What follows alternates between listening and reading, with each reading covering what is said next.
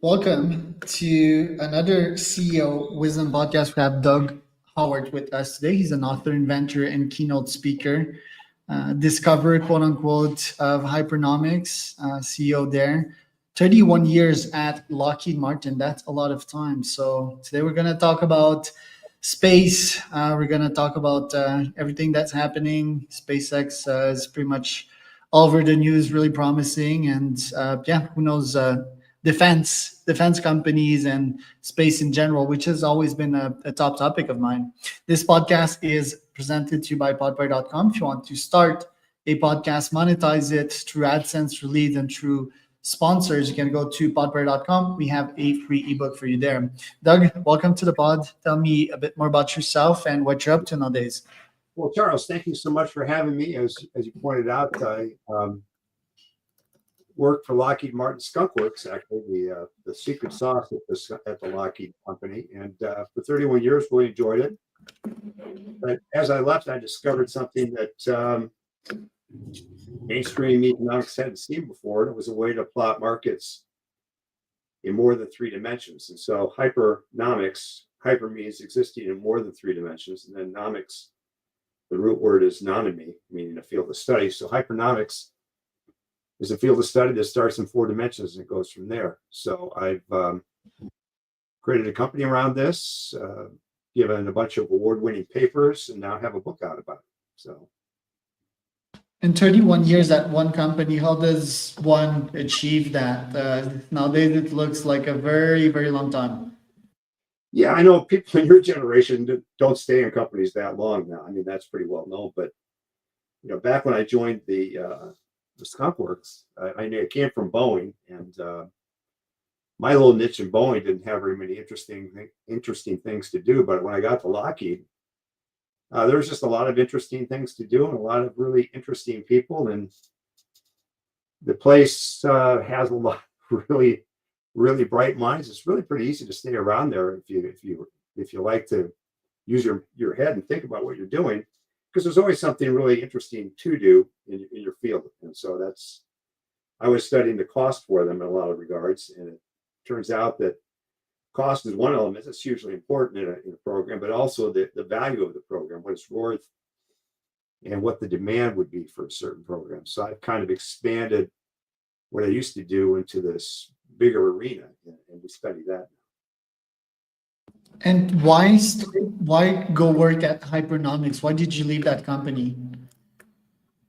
Well, I came up with this idea, and I said to myself, at the time I left Lockheed when I was 56, and I was, had a nice cushy job, and I could have stayed there and had a big, much larger bundle of the retirement plan when I left. And I said, well, I'm 56. I'm not getting any younger. I wanted to explore where this is going to go, this whole new theory. So I just basically asked the wife if I could leave. She reluctantly agreed, and so I've been doing this now for 13 years. So. Right, and tell us about Hypernomics itself, the theories and what you do nowadays as a speaker and inventor, as a content publisher. Okay, well, Hypernomics looks at markets, as I said, in four dimensions. And one of the primary things that it does is that when you go to school and you get taught supply and demand, you're going to see a single hypothetical line representing demand. And, everybody accepts that and they say, okay, I know what you're doing. But in the real world, what you see happening is the demand wants to relate the relationship between price and a vertical axis and the quantity sold on the horizontal axis. And so what you see out in the real world, you see a bunch of points that describe how many have been sold and at what price. And so these little points, like for example, the S&P 500, if you were to plot the S&P 500, you'd have 500 points that describe the quantity of stocks out there and the price. And so it turns out that in other markets, like this one here for business aircraft, that each one of these points, these white and yellow and clear points, in this particular instance, this is the horizontal axis, this is the quantity sold over a period. And this vertical axis is the price. And so one of the very important things that Hypernomics does is it discovers that there's an upper limit to the prices here. So, for example, I don't know if you're big into space. You probably know a little bit about the Airbus A380, the world's largest plane. Well, there's a light curve for airliners, and the Airbus A380 wanted to be out in here. And the Airbus A380 wanted to sell 1,250 units over 20 years, and they ended up selling 250. The reason because of that was that they were past what the market would support. So this is what we call an upper demand frontier. This is the price limitation that the marketplace is on itself. And then out here, this is a saturation limit. This is what we call the outer demand frontier. And at a certain place, at a certain point, there's only so many more planes that people could buy. They just don't need any more planes. So there's a saturation limit. And if you pay attention to here, there's a lower limit that says I can't build an airliner for anything less than this. So you get general aviation planes and things that are down below this, but you can't make a plane that satisfies all the requirements for anything less than this. And then somewhere in here, there's a fuzzy line that suggests that, well, in order to be efficient, I've got to build several of these, in this case, planes per year.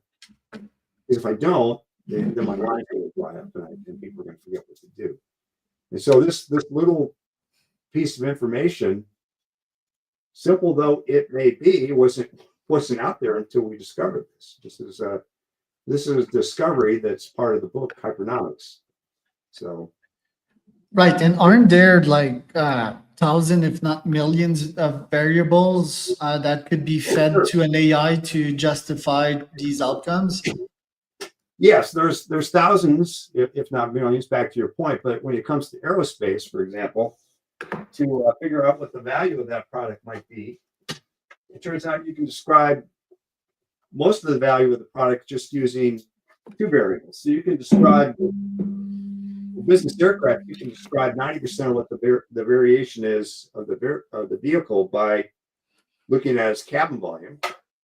So these are the same points I just showed you. Now we're looking at the cabin volume for those jets. And so this is, if we increase the cabin volume going this way, the price goes up. And as we look at it this way, as I increase the speed of the aircraft, the price goes up. And so what Hypernomics does then is it figures out that there's a relationship between those two, and it solves for the best fit between those points. It's always a bit of a trick to get this back in its original position. One moment, please. There we go. And so there's a plane that describes how these variables are reacting. And so this plane right here describes over 90% of the variation of these two variables. So to your point, there could be a million variables that describe what it's doing, but in this case, we get 90% of the answer by looking at just 2 points. Now, having said that, the other thing that's important is back to your point about a million things being important.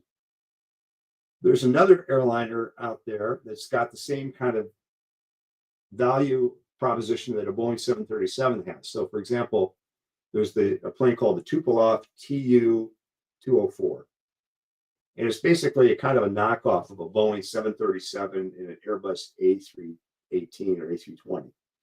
And the Tupolev, compared to a 737-800, the previous generation of 737s, carries more people, and it goes faster, and it has more range. But it sells for about 20 or 30% less than the Boeing plane. And Boeing built 800 of these 737 Gen X planes, and Tupolev built 80. Now, why is that? Well, this gets back to your other variable thing here. It turns out that the Tupolev plane crashes at a rate 36 times higher than the Boeing 737-800. So there's what you might call a lower order effect. There's the value of the volume and the speed, and then the range, and then a fourth order effect, say, might be the safety of it. But it turns out the safety, as fourth order effects go, is pretty important. And so that's back to your point there. You really want to have that point driven home by doing the analysis. And this is where deep hypernomic analysis, which looks at multivariate stuff, and AI can come in. You can jam some AI on top of this, which is what we're starting to work towards to get even deeper answers to come out of the analysis. Right. And using these, the same analysis or similar one, I read on my LinkedIn the other day that someone thought that SpaceX could be one of the most valuable company in 5 to 10 years from now. Obviously, there was some bias because this guy's in space tech himself. I was like, yeah, no way in hell. ChatGPT that came out of OpenAI is the most valuable thing in the world. The stock market is sort of irrational, and OpenAI isn't even publicly listed. So if the market's irrational, maybe that could happen. What would be arguments to justify that? Like, have you studied SpaceX business model? How could they become the most valuable company in the world?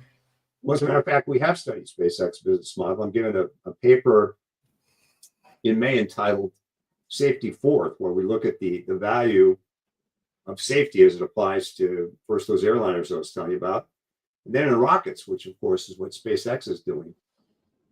So it turns out that, SpaceX has done some very clever things to get their costs down. So everybody else is putting up, Lockheed and Boeing, they put up rockets that have maybe 3 or 4 stages. And each stage has a different motor.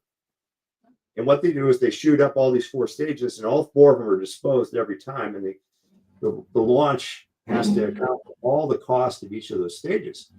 Well, of course, what Musk has done is he's shooting these things up. He only uses part of the propellant in that, and he recovers the boosters. And he's starting to recover these guys 20 and 30 times. And so he's dropped the bottom out of the cost.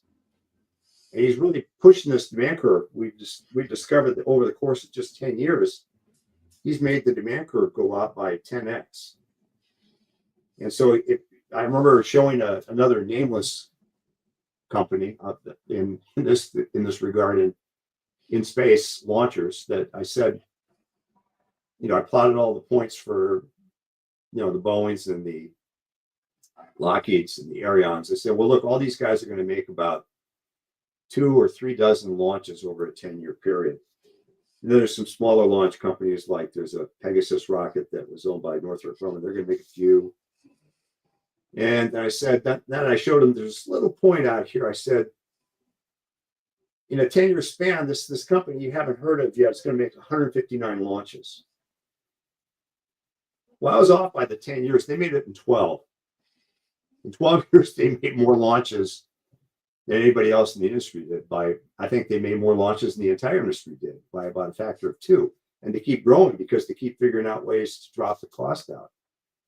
And so the clever thing that Musk does, in addition to retrieving the stages, is his second stage has got one of the rocket motors that's in the lower stage. The lower rocket in the Falcon 9's got 9 Raptor engines. The upper stage has 1 Raptor engine. And so what he's done is he stopped having to rely on a bunch of different engines. And then he also is vertically integrated, which in rocketry makes a lot of sense because you build a stack vertically. But he has everything that he's going to build that's important that he can build in-house. He does build in-house. And so he keeps the number of repeated parts high. He doesn't, in order for somebody to lobby to get a new part on the plane, they have to make a very strong case. And he also has this edict in the company that if there's something that's built with 5 parts, and you can build it in 1 or 2, build it in 1 or 2, so we don't have as many parts to chase down, which makes common sense. And we've given papers on that before, but Musk has really picked up this torch and just run with it. So I don't think there's any limit to how big SpaceX could get. The other thing that's nice about SpaceX is compared to these AIs is that the AIs are hugely valuable. I don't argue that for a second, but the other thing is that ordinary people can grasp the idea of a rocket, and trying to grasp the idea of an AI is harder to do for the average investor. So I think some people are going to say, I'm going to invest in what I understand. That's one big mantra. I'm only going to invest in what I understand. I understand rocketry, and I don't understand AI so well. So if I'm going to split my monies, I'm going to put a little bit more towards things I understand. I'll have a little bit in the places that I don't. And I think for AI to become more popular, they're going to have to make it so that it becomes more understandable to more people. I think that's what's going to have to happen. Yeah, well, it's interesting, right? Because it's as easy as installing ChatGPT and asking it questions to understand it. I'm not sure why people are missing out on that. The rocket thing, I think first, it's an ego things like, and a cool thing, right? It's like, oh, launching stuff to space, and it, like just seeing that machine go up in the air is incredible. It's a once in a lifetime experience, but yeah, I'm just wondering the end technology, the end use case for the technology, right? I think right now the best use case, and it's a very irrational one. It's an AI. It's an arms race against other countries to get into space, right? And to have your piece of territory there. I think the government is hell bent on that one, and so are most American citizens. It's just like in the Cold War ages. I think people are pretty obsessed with that because, yeah, in the end, we have SpaceX. Are people using SpaceX nowadays? I almost bought it, but I didn't. I just realized that normal Wi-Fi was good for me. And even if I go in remote regions, I think I'm going to be well served by other normal companies like Verizon's, which is going to catch up to that. So, what would be the end product of SpaceX other than the arms race that I mentioned? I think that's a moat, right? It's super predictable. I think for that reason they could become one of the biggest company. But what other products could they deploy that would make themselves really valuable? Well, getting back to the point you just talked about with their Starlink system, I have one of the guys in our company runs a fly-in fishing lodge and is part-time up in Manitoba. And he has the Starlink system flying, you know, they have this band that they go east-west, and they have bands that are going these polar routes, and he gets really good coverage from Starlink. So there's a whole bunch of people that are on the edge of the mass populations that are getting some really huge benefit out of this. And the other thing that we're starting to see too is that you're having direct contact with satellites, which is just an emerging technology where before we all, you know, when I make a call to you on a phone, it bounces off to a cell tower. It may go under the sea. It may go up to a satellite. We don't always know the path it's going to take. Well, Starlink is going to make it possible so you always have a satellite link available if you need it. And that's going to be massively important to emergency companies that deal in emergencies, fire and rescue, EMTs, hospitals. I think that's going to be massively important. Then I'll start pushing their stock up. And the thing about Mr. Musk is he's got a lot of things up his sleeve. He keeps pulling up ideas that people hadn't thought of. And geez, the world's a better place for him, I think, you know, much better place. Yeah, I think having internet access is still everywhere in the world still a problem, right? And AI is dependent on the internet in the end, right? Even I here in Mexico, I go on my roof, the Wi-Fi isn't too good, and I try to rely on 4 or 5G. Who are the other contenders in the space race? What other companies have caught your attention so far? Well, we've done work for one, Virgin Galactic. I think, you know, space tourism is going to be a really big emerging field that people are going to want to get into. So the space tourism is going to take off. And again, Musk is back into that too. And then, of course, Jeff Bezos with his Blue Origin, that's one of his offshoots of Amazon. He's doing some good work there. And there's a whole bunch of other smaller outfits that you probably haven't heard of that aren't as well funded, that also have some clever ideas about what to do. Well, there's some people talk about making a commercial space station. I don't know if that's supposed to be basically a gas station to go to Mars, as Elon wants. But there'll be a lot of interest in that simply because it is a space station that's owned by stockholders. And so I think a lot of stockholders think it's the coolness factor will draw a lot of people to it. That's the reason I was drawn to Lockheed. Lockheed's a cool company. So they do lots of cool stuff. And so the idea of being with somebody that does something cool, and in fact, to your other point, beyond the point where it's rational sometimes.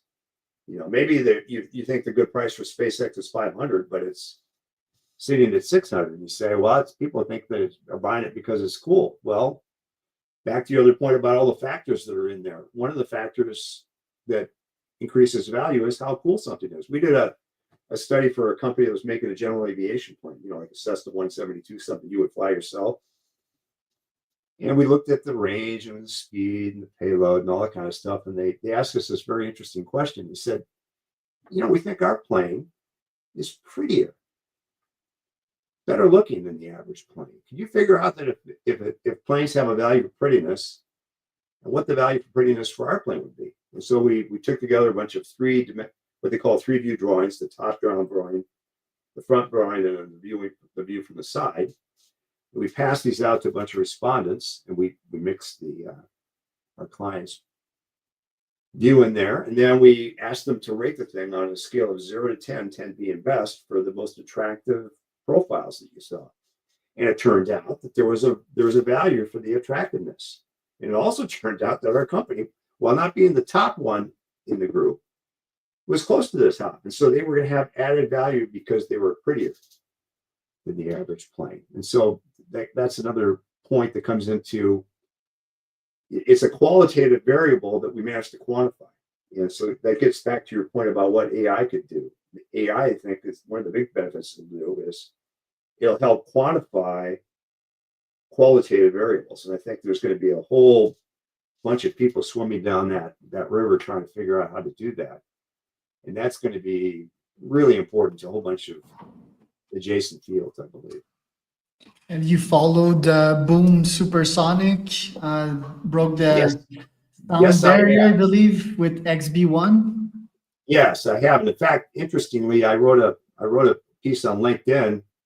There was a company called Aerion building a private jet that wanted to go supersonic. And they proposed they were going to sell 300 of these guys at 120 million a year, 120 million a piece, excuse me. They're going to sell 300 in a decade in 510 years. And my analysis showed that they had the chance of doing that, but the chance was 1 in 40. So I wrote a piece about that and suggested they weren't going to be able to make that. And they went bankrupt 6 months later. Now, Boom actually is flying, so that's going to draw more people to them. But my hesitation to endorse Boom right now is that they don't have all the orders in they think they're going to need to have to become to break even. Last I looked, they were down in the neighborhood of 30 or 40 orders. And in order to become viable, they're going to need to have 200 or 300 orders to break even and then make money. So I think the jury's still out on Boom. I think it's a cool technology. I just have to do more research on it. In fact, I've been doing research to see if I can actually form an opinion one way or the other about where they're going to go. But we already told Aerion that they're not going to make it. They didn't.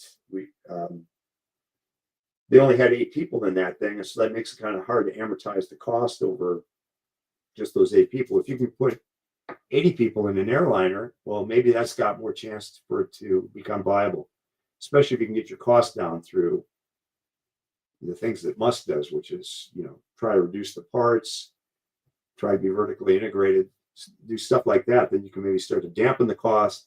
The value is still high, and you can make the demand that they want to have. The defense side of things, innovations that has happened in the Ukraine-Russia war, what have you observed, and when can that be taken too far? For example, when AI start murdering humans on drones. Yeah, well, the very interesting point there is that there's a concept that we've come up with that we like to call bullets per bad guy. Basically, what that's talking about, how much does it actually cost a country to take out a tank, a missile, a weapon, an opponent? And so what we're seeing happening here is they got some hypersonic weapons on both sides.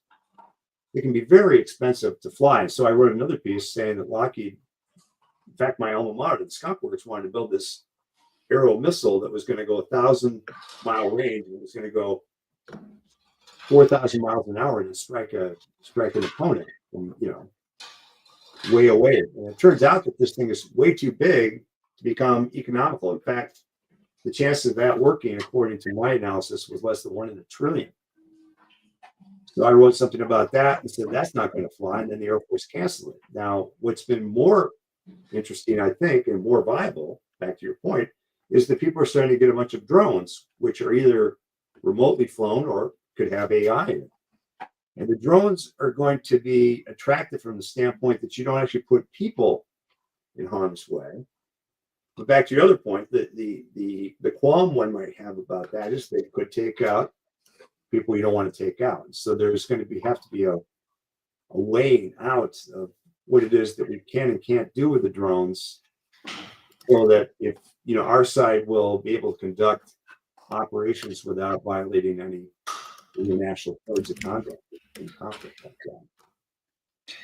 Last but not least, I want to ask you general questions about macroeconomics. Like a lot of people say that economists are good guessers, but it's very hard to see in the end what will pan out and what will not. How would you improve the field of macroeconomics? Well, my book actually sells on Amazon, called Hypernomics, and it's in the macroeconomics section.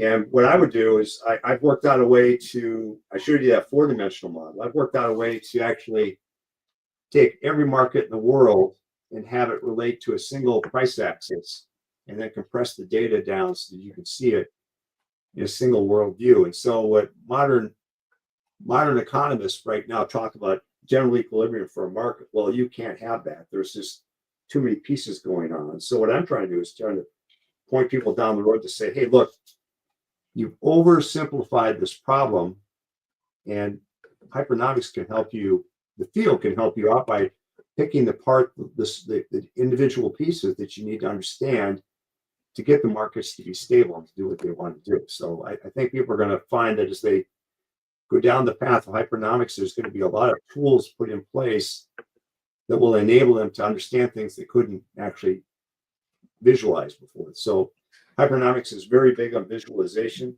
and this gives you a way to see what it is. Doug, where can people find out more about you and your company? Okay, well, we can find out about the company at hypernomics.com. So that's HYPERNOMICS.com.